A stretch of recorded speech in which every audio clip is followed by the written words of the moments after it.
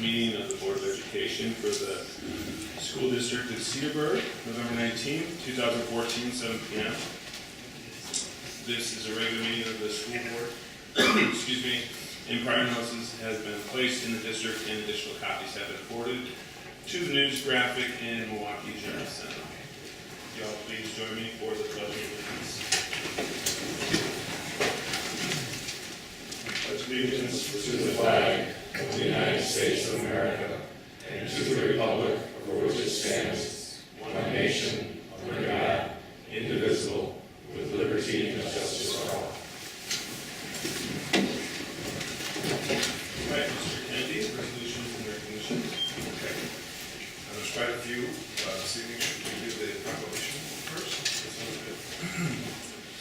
Whereas Cedarburg High School has been named a 2014 United States Department of Education Blue Ribbon School based on their academic excellence, and whereas the Blue Ribbon Award is considered the highest honor an American school can achieve, and whereas Cedarburg High School has been recognized as an exemplary, high-performing school based on being in the top 15% for performance levels on the state's reading and mathematics assessments, along with overall student performance and high school graduation rates at the highest levels.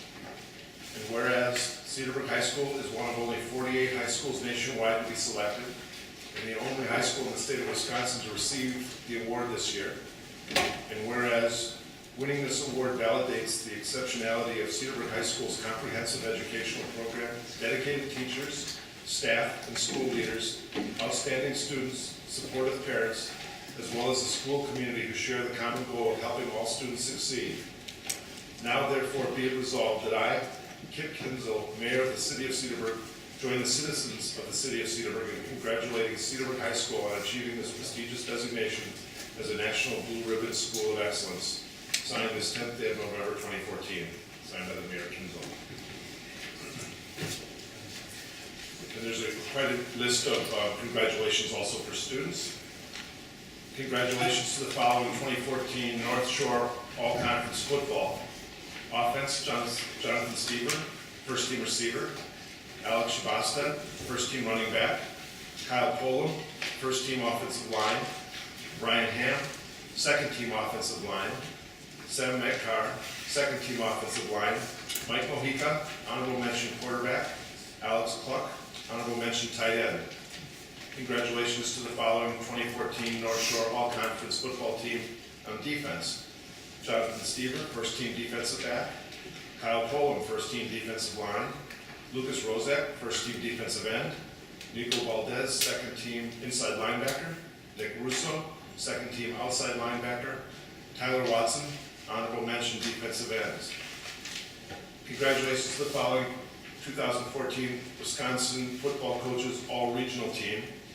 Jonathan Stever, receiver. Jonathan Stever, defensive back. Alex Shabasta, running back. Kyle Polam, offensive line. Kyle Polam, defensive line. Lucas Rozak, defensive end.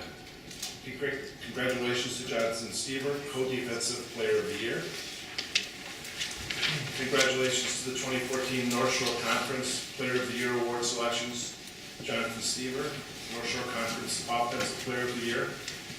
Jonathan Stever, North Shore Offensive End of the Year. Kyle Polam, North Shore Co-Offensive Lineman of the Year. Jonathan Stever, North Shore Defensive Back of the Year. Congratulations to the following football conference champions: Jack Phillips, Tyler Watson, Giles Groves, Mike Mojica, Tom Bibby, Sam McComas, Gavin Stump, Nick Albee, Nico Valdez, Max Race, Zach Ladd, Matt Hokinson, Jacob Deming, Jonathan Stever, Paul Stallone, Brian Spaeth, Jordan Hauschel, Alex Shabasta, Nick Russo, Aiden Dolman, Alex Cluck, Connor Tennell, Clayton Van Tassel, Ryder Siegler, Lucas Rozak, Evan Gable, Jordan Grimm, Ryan Ham, Alex Caney, Jack Omer, Matt Gall, Ben Schad, Spencer Olasco, Sam Mahar, Alex Bothy, Noah Belshmer, Kyle Polam, Joel Durham, Tommy Willer, Sam Jenkins, Dan Chyko, Garrett Sylvester. Congratulations to the following boys soccer sectional champions, Division II state runner-up, and all conference selections: Noah Baldwin, Jack Lasky, Henry Brzezinski, Andrew Edwards, Nat Eston, John Gibson. Second team All-Conference Sam Gomez. First team All-Conference Ben Reeves. Honorable mention All-Conference Jan Hora, Alex Jessel, Sam Kordeski. First team All-Conference Dominic Lynn, Callum Lujek, Bobby O'Neill, Brendan Rosh. Second team All-Conference Jordan Rieger, Zach Skorick, Eric Spaeth, Bill Vandenberg, Matt Wansnyder. Congratulations to the following girls volleyball conference champions in all-conference selection. Kayla Luzit, second team all-conference. Sydney Roberts, Kelsey Bolander, Kendall Lynch, Emily Zeddies, Sarah Duke, second team all-conference. Ella Georgetta, Emma Brower, Brooke Bibber, Ali Barber, first team all-conference. Sophie Paul, honorable mention all-conference, Riley O'Connell, and Brenlyn Harvey. Congratulations to the following girls conference relay champions, conference champions, sectional champions. Cassidy Detloff, Carly Dane, Madeline Herbrand, Nicolette Neo, Catherine Moore, state qualifier. Madeline Molson, Emily Prohl, Elizabeth Roman, Bailey Shell, Jessica Short, state qualifier. Kelsey Zimmer, Katie Draybot, state qualifier. Molly Elvis, Ella Hosek, state qualifier. Zoe Johnson, Emily Olson, Daniela Peters, state qualifier. Sarah Romnick, Catherine Turner, Lindsay Tushman, Nicole Blowett, Maddie Douglas, Skylar Four, state qualifier. Natalie Neppel, Rachel Laporte, Anna Diggs, Emily Smith, Elena Hurley, Alexander Strobach, Adriana Avila, Emma Lee Dosland, Madison Edrin, Corrine Essenmiller, Karen Fix, Lily Hosek, state qualifier, Adrian Nass, Marianne Phillips, Casey Schenker, Emma Schmidt, Addison Schell.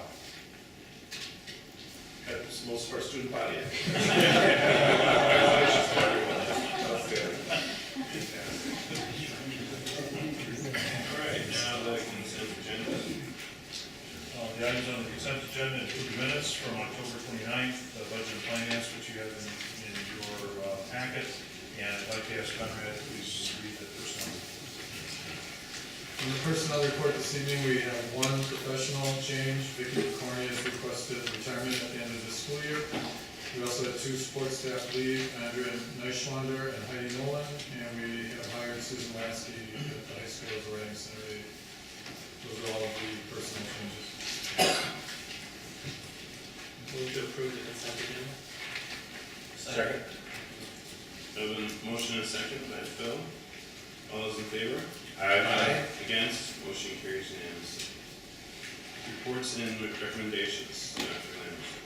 I recommend the Board of Education accept the Fidelity charitable grant donation of $500 from Steve and Krista Slinger to be used by the Cedarburg High School Engineering Club for the robotics program. Move to approve. Second. Motion and second. All those in favor? Aye. Against? Motion carries.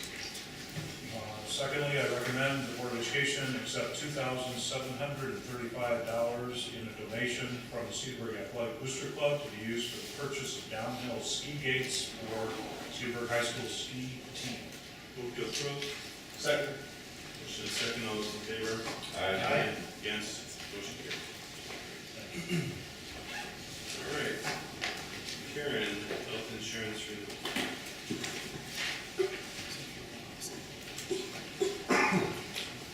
On Monday, the Board Health Insurance Committee met, and then on Tuesday, I emailed each of you the health insurance renewal, the dental renewal, and a strategic benefits planning executive summary.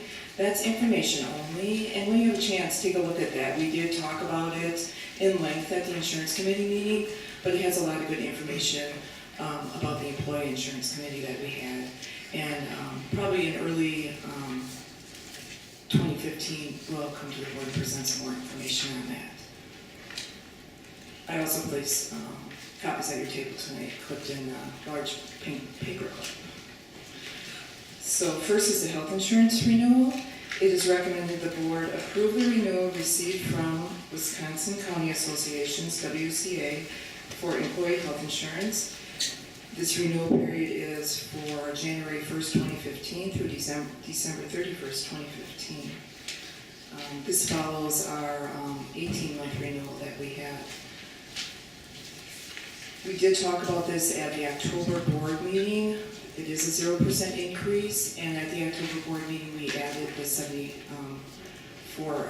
just over $74,000 back to the budget. Are there any questions on this? Move to approve. Second. Motion and second. Any discussion? Anyone from the committee want to talk about it, or The renewal or the committee? renewal? Just keep the committee separate. I would, yes, from the committee standpoint on the health insurance renewal, commend Karen and staff, the employees. I mean, this took a lot of work. Because they look at our rates, look at how healthy we've been, negotiations, so everybody did a really nice job. Bringing it, it's a savings to the employees too. So if we had an increase in the cost, it would be good job. You gotta add that it's a lot nicer than what we're seeing in the private sector. Very much. It's nice to see how we put money back into the budget instead of just take more out. Absolutely, nice work. Nice work, Karen. All right, a motion and second. All those in favor? Aye. Against? Motion carries. Carried. This is for the health insurance renewal, and it's recommended the board, I apologize, dental insurance renewal, and it's recommended the board change the dental insurance from WEA Trust to Delta Dental of Wisconsin, and to add to the policy bridges, dentures, and implants at 50% with a $2,000 annual cap. This renewal too is for January 1st, 2015 through December 31st, 2015. This follows a short month renewal that we had for 6 months with WEA. Delta Dental did announce that they purchased the dental book of business from WEA. So we are going with Delta Dental. The initial increase with Delta Dental for single and family coverage was 2.56%. And during the insurance committee that we had with the employees, one of the things that came out was the fact that we don't have coverage for bridges and implants and things like that. So we had Associated take a look at 3 different options, and the board insurance committee talked about this on Monday, and we selected option 2, which again is the 50% with a $2,000 annual cap. This increase in dollars is $12,040, and we had budgeted $16,000, so we actually have an additional $4,000 savings there too. Move to Any approve. questions? Second. Motion and second. Any discussion? I'll just make a comment. When we looked at this from the health insurance committee meetings that we had, it became evident that our dental plan wasn't covering what I think probably the private sector we see, or even other school districts are doing with some of these bridges and dentures and things like that. And so we looked at the various options that you saw there, 1, 2, or 3. And I think option 2 seemed to make a lot of sense, at least for me as a board member, and I think does add a benefit for employees who need things like this. It isn't an overly expensive item, and it's good for our staff, and I'm comfortable with it. It's a good benefit to have available. All right. I have a motion and second. All those in favor? Aye. Against? Motion carries. Superintendent's notes, Dr. Lambert. This time I'd like to ask Todd to simply brief the board just an update on school schedules. This topic has been an item of conversation for many months now. I just want to make sure that you're up to date with our current planning process. Thank you, John. And this topic will continue to be a topic of discussion for the months to come. Not only is our staff and administrators obviously implementing many of the initiatives this year of educator effectiveness and preparing for the smart math assessment and the literacy collaborative and the dedicated one-on-one devices in 5th and 6th grade, but we are also working on revising and developing a more responsive schedule at the elementary and high school level. At the elementary level, our goal is to have a consistent experience between grade levels in the building and across those similar grade levels in the district. So a third grade student at West Holland would have the same experience when it comes to the schedule as a third grade student at Thorson or Parkview. And so that guaranteed consistency is one of our goals in the elementary schedule. That's what we're looking to achieve. And to make certain that there's equity when we're looking at the music, art, and FIAD as well. And so moving along, the conversations continue. Conrad's been part of the conversation, all the elementary principals. Initially, we had teachers involved as well as Dr. Reddick, as you know. And we are on target, I believe, to have the schedule implemented this in 15-16. Originally, when we put the date out there, it was a soft deadline because we weren't certain what was going to be revealed as we went through this process. But that soft deadline is, I think, quickly becoming a bit more solidified. Our next step with the elementary schedule is to share that with the teachers to make certain they are all aware and involved as they were initially, and to bring it to the curriculum committee of the board at the next meeting for their approval.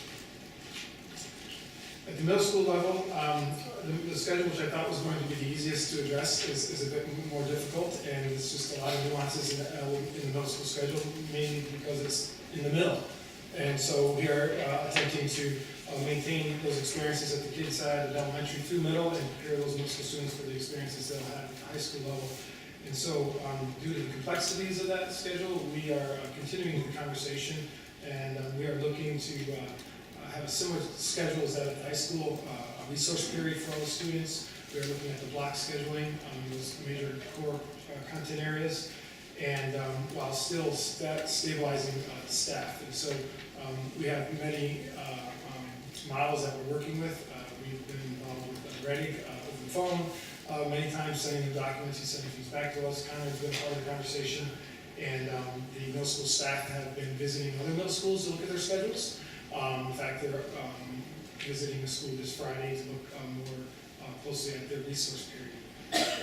I suspect the timeline on the middle school may be a year plus. Again, originally when I put the timelines out there, it was somewhat of a soft deadline because we weren't certain what we were going to reveal as we dug deeper and unearthed, and as we look closer at that schedule, it may be a year plus, so it may not be 15-16, it may be the year after. And I want to be confident that when we do roll it out, it is what we want. I don't want to be hasty in our decision and potentially get the pushback and miss something. I want to be confident and correct that this is what we want, and we've teased through all the different aspects of that schedule. So that's one of the reasons why that middle school timeline might be a year plus. High school, work continues with the high school. You've heard a presentation from Jeff. Just a little over 2 weeks, or under 2 weeks ago, we had teachers from South Milwaukee, and Franklin come here to the high school and meet with our teachers. Those teachers from those 3 school districts work in a block. And so they met with our teachers and were discussing how best to structure the block. What does the instruction period look like when you're working in the block? The activities, there's the curriculum issues that need to be addressed. So that was a very fruitful conversation with the teachers. And now the work is turning a bit more to the resource period and developing and building out that resource period. What does that look like as far as scheduling the students in that resource period? The timeline on high school is still, it looks like it's pretty solidified, and it will be 15-16 with that schedule. They are still contemplating and I believe leaning towards running a mini block schedule, if you will, in the spring to allow our students to experience that as well as our teachers. That's an update, and I'm sure you'll hear more in December and February. But it's a lot of work. It's for an entire district to look at the building schedules all at once. Is pretty ambitious, but we are in a good position, and there's a lot of positive conversation going on about what is best for our students. And that's the focus. The next step is a curriculum committee. Correct. All right, any questions, Andrew? I appreciate the update. I kind of, just hearing things here and there, but just we're not necessarily involved in the day-to-day, so it's nice to get an overview of each of the schools. Yeah. And when we do present, obviously the administration, the respective buildings administration will be here, as well as some teachers that we can speak on components of the schedule that we believe may be best to meet the needs of our students. Great. Yeah. Is that it?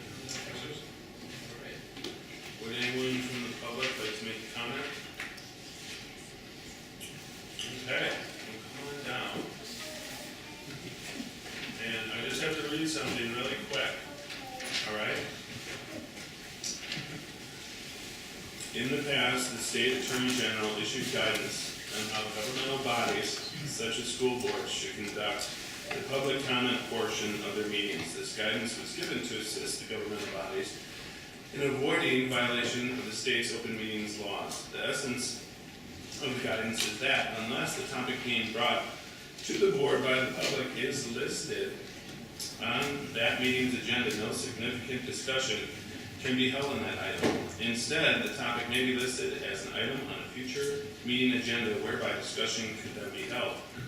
The reason for this guidance is not to limit open discussion, but rather to ensure that all interested parties have equal opportunity to participate in the discussions with the full school board.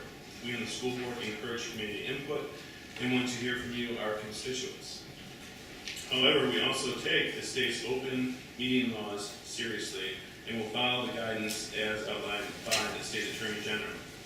Therefore, if an item is listed on tonight's agenda, open dialogue may occur between the individual from the public and board members. If it is not listed, the board will be limited to listening only and will not be able to respond to comments or questions. If your item is not listed on tonight's agenda and you want to have a discussion regarding the topic, you are encouraged to contact the district superintendent and request that your item be listed on a future meeting agenda. As always, you are also encouraged to discuss any issue with individual board members on a one-on-one basis outside the meeting setting. Please make your comments to the board and not to any individuals in the audience. Please note that this is a public meeting and we ask everyone to address each other with the courtesy and respect you would like to receive in return. When you approach the microphone, please state your name and address for the record. As a reminder, this is going to be on YouTube.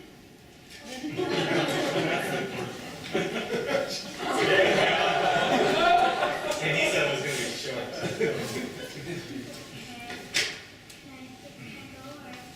Yeah, okay. What's your name? Oh, well, I have like a whole skit, so yeah. Okay. Hello, I am Chip in Beauty and the Beast Jr., but tonight I'm playing the role of Julia Going. Normally I live on a shelf in the cupboard, but tonight I live at W73N527 Cider Mill Court, Cedarburg, Wisconsin. I am here tonight because I wanted to personally invite you to come to the Cedarburg Performing Arts Center this weekend at 7 p.m. on Friday or at 2 p.m. on Saturday to watch our musical Beauty and the Beast. 103 kids from Webster Middle School are in the musical, so it would be nice if you'd come to watch. Our director, Mrs. O'Regan, didn't cut anyone from the musical because kids that were cut in the past were sad. She also didn't ask us to pick between theater and sports. We have a lead character that plays hockey, and the girls who play basketball star in the shows as villagers. Miss O'Regan believes that every child should experience the theater. Please keep funding the theater program at Webster. We're not only really great kids, but we're also amazing singers, dancers, and actors. I am in my pajamas because we did 2 performances today for the 3 elementary school 5th graders and the rest of Webster. So I am tired and now going home to bed. I really hope you will come to our show this weekend. Thank you very much. Thank you. Is there anyone else that's a tough act to follow? Sorry, Mr. President, should we ever do that? That's right. All right, well, now we're going to adjourn into the committee of the whole in the boardroom where we're going to discuss course proposals, instructional technology update, date for January school board meeting discussion, mission update, budget planning calendar, draft of the school year calendar for 15-16, curriculum cycle, guidance curriculum update, Act 138 update, and other. Additionally, I will ask that we adjourn into executive session where it's anticipated the board will confer with legal counsel with respect to litigation pursuant to Wisconsin statutes 19.851G and to approve the executive session minutes of October 29, 2014. At this time, we'll take a motion to adjourn into committee of the whole into the boardroom. I move to adjourn in committee of all. Second? This is, the committee of the whole open to the public, though, just. Absolutely. So if anybody's interested, yeah. Come on down, on you. Switching roles. All right. So a motion and a second, all those in favor? Aye. Aye.